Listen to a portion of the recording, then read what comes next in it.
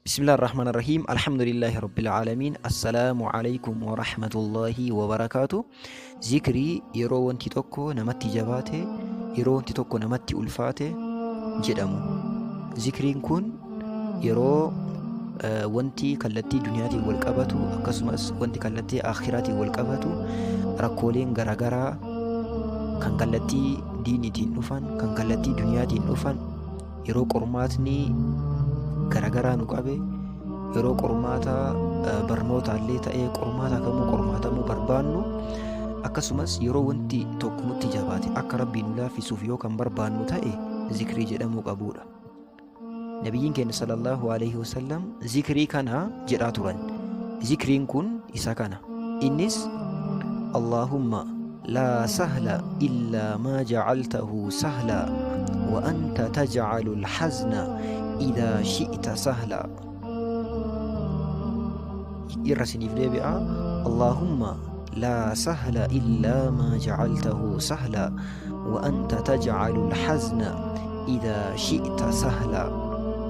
إكاني سامال جتودا اللهم يا الله يا ربي كيا لا سهل وانت لافو هنجرو وانت تقصنا ما هلافو إلا ما جعلته سهلا وان أتي namaaf laaffifte malee wanti ati namaaf salphiste malee wanti tokkochuu namaaf hin salphatu.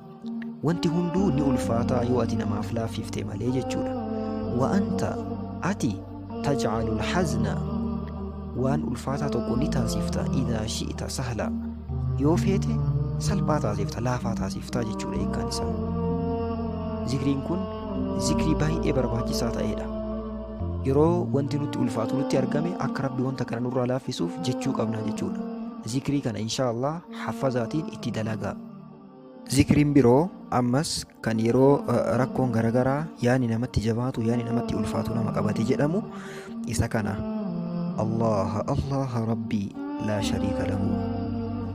Allah Allah rabbii laa shariika lahu. Hiikkaan isaas maal jechuudha? Uumaan koo rabbiin qofa. Kana uume, kanaaf hiru, kana razzaqu, ka amrii koo yookaan dhimma koo olii gad naaf garagalchu Allaahii qofa laa shariika lahu. Allaahiin waan kana keessatti shariika hin qabu yookaan qindii yookaan yagutoo hin qabu jechuudha.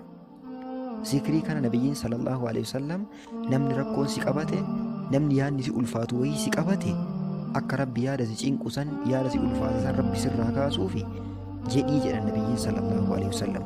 Kanaaf zikrii kanas jechuu barbaachisaa jechuudha. Zikriin biroo ammas kan jechuu barbaachisu kan yeroo rakkoon garagaraa nama qabate jedhamu isa kamii?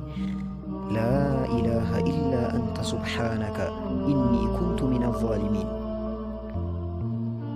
Du'aa'ii yookaan zikrii dhinnuun kan nabiyyallaahi Yunus alayhi salaam jedhamee kan beekamudha.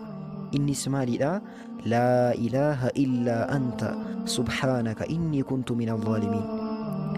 Yaa Allah haqaan gabbaramaan si malee hin jiru. laa ilaaha illaa anta subhaanaka qulqulluun siif ta'aadha. Ati qulqulluudha. innii kuntu mina zaalimiin ani namoota of miidhan irraa ta'ee jira jechuudha hiikkaan isaa. Nabiyyi sallallahu alaihi wasallam namni rakkoon isa qabatee zikrii kana jedhe jedhan.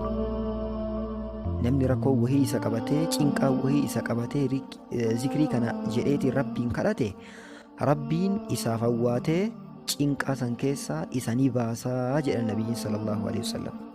Kanaaf rabbiin akka rakkoo keessaa nu baasu yoo kan barbaannu ta'e zikriilee kanneen itti fayyadamnu baay'ee salphoodha. Hin ulfaatanii qabachuudhaaf baay'ee salphoodha.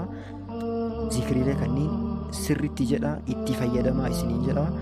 Hiriyoota keessaniifis waan kana sheer godhaatiin akka isaan zikrii kanatti fayyadaman sababaa ta'afi. Assalaamu alaikum wa rahmatullahi wa barakaatuh.